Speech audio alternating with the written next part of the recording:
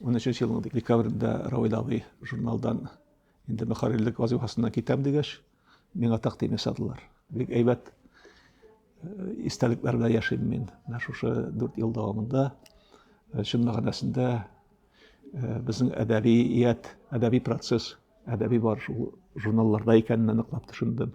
Аңа хәтле бит инде 7 ел Язучылар берлеге рәисе булып эшләгән вакытта үзебезгә күрә инде барыбер секция эшләрендә, секция утырышларында, гомумән алганда әдәби процессны анализлап, аның үсеш юнәлешләрен билгеләп, үзебезгә күрә эшләгән идек. Ләкин чын әдәби процесслы журналларда бара икән. Чыннан да авторлар белән турыдан-туры эшләү. Мин аны кыенлыклар дип әйтмәс идем. Инде хәл итәсе мәсьәләләр бик күп иде. Иң беренче чиратта журналның подпискасы әз иде. Тиражы төшкән иде. Ул инде аның төрле объектив сәбәпләре бар. Чөнки ул казанлыларның гына түгел, бөтен ил буенча әдәби журналларның тиражлары бәләкәйләнгән иде. Тиражны без саклый алдык һәм реаль 4000-нан арттыра алдык подписчиклар санын. Мәдәният министрлыгыннан башка оешмаларда карамыйча. Аның өчен әлбәттә безгә йөрергә туры килде күпләп. Үзебезнең укучылар белән очрашырга туры килде. Бүгенге көндә журналда яшьләргә урын бик күп бирелә. Без дә моны шулай башлаган идек, ләкин бездә инде теге һәр кешенең үз урыны бар дигән шикелле, бездә инде беренче битләр журналны ача идек, без барыбер да инде халык язучылары, халык шагыйрьләре белән.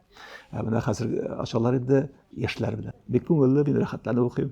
Беренче шигырьләремне, беренче әсәрләремне барыбер район газетында бастырдык. Аннан соң ипләп кенә мәдәни җомгага чыктык. Ул вакытта инде шәһри Казанда да, Ватан Татарстанда да үзләре бер бит бирәләр иде инде җомга көнне соннарында. Соңыннан курка гына инде Казанлыларына килгәч, Радиф Хаташ инде, Равил Фәйзуллин, нишләп син монда инде һаман китермисең бу шигырьләреңне дип үсендереп җибәрделәр. Аннан соң инде Казанлыларына кимендә елга бер тапкыр чыгу мөмкинлеге безнең барлыкка килде. Менә шушы 22нче елда беренче тапкыр татарларны әдәби нәфис журналы ачыла дәүләт тарафыннан. Дәүләт финанслый, дәүләт инде акчаларын түләй.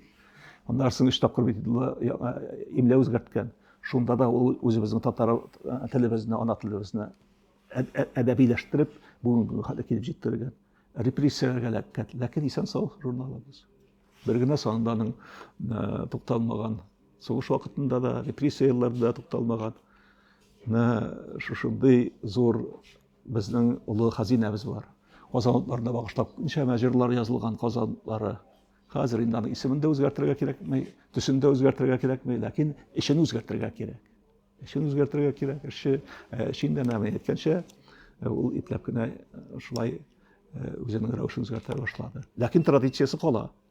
Анда бит 40-тан артык рубрика гына бар. Мин үземнең менә үз гомеремдә хәзер 70 яшь тула, озакламый 7 хезмәт башкарганмын икән. Һәрберсенә инде чакырып китергәннәр. Тәкъдим иткәннәр. Мин монда эшкә кирим әле дип, мин гариза язмаган, эшкә килгәннән соң гариза язганмын икән. Менә шушы иң нык үземнең күңелемә яткан. Һәм бүгенге көндә дә инде шушы тормыш белән яшим.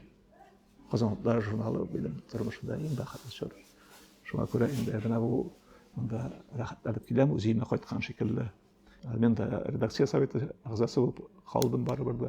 Казанлыларның киләчәген мин барыбер да менә теге мәкаләдә дә әйттем.